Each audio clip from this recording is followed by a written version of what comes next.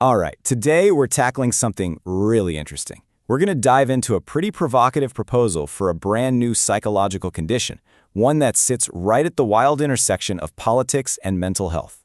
So, right off the bat, this proposal makes you ask a pretty big question. Can politics actually create its own unique kind of stress? Something so intense it could be considered a diagnosable condition. That is the central idea we're going to unpack together. Okay, but before we go any further, I want to be absolutely crystal clear about something. What we're looking at here is just a proposal. It was submitted for consideration in the DSM, but it is not an established, accepted diagnosis. Our job today is just to break down what's in the document and explain the framework it lays out. That's it. All right, let's get into the fundamentals. What exactly is this proposed disorder? And, what does it even mean to try and define a political experience in clinical terms?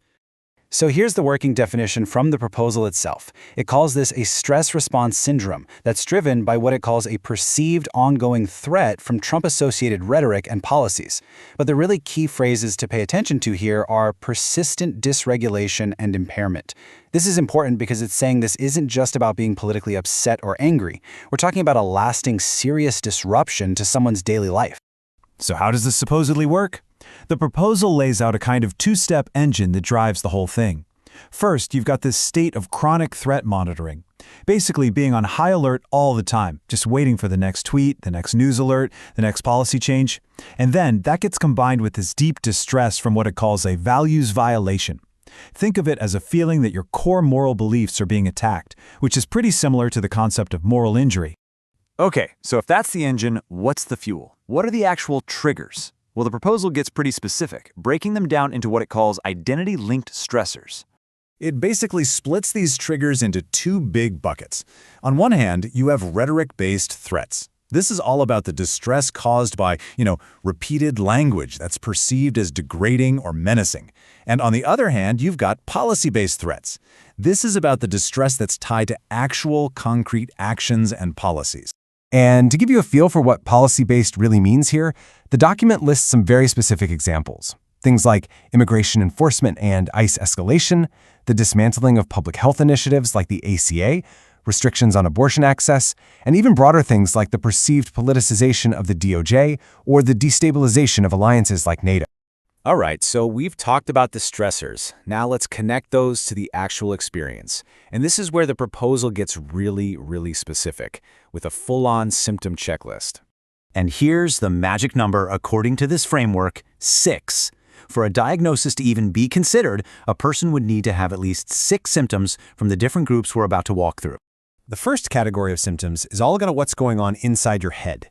It's called intrusive preoccupation. We're talking about things like having unwanted recurring thoughts, playing out worst-case doom scenarios over and over again, that kind of thing. The proposal says you need at least one symptom from this group. And that internal stuff can then lead to behaviors that, well, I think a lot of us might recognize. The next category is compulsive checking. Yeah, this is basically doom scrolling. That feeling that you just can't disengage from the news, you have to keep checking, even though you know it's making you feel awful. But then you've got the total opposite reaction, which is also listed as a symptom. On the flip side of constantly checking is avoidance. This is when someone goes out of their way to avoid the news, or maybe even avoid certain conversations or people, just to prevent the stress and conflict. And here we circle right back to one of those core ideas we talked about earlier. This symptom group is called values violation, or moral injury. This is about things like persistent deep anger, feeling betrayed by institutions you used to trust, or maybe even feeling complicit because you think you're not doing enough to stop things. You'd need at least one symptom from this group too. Next up are the more physiological symptoms of stress. This is the arousal and dysregulation category.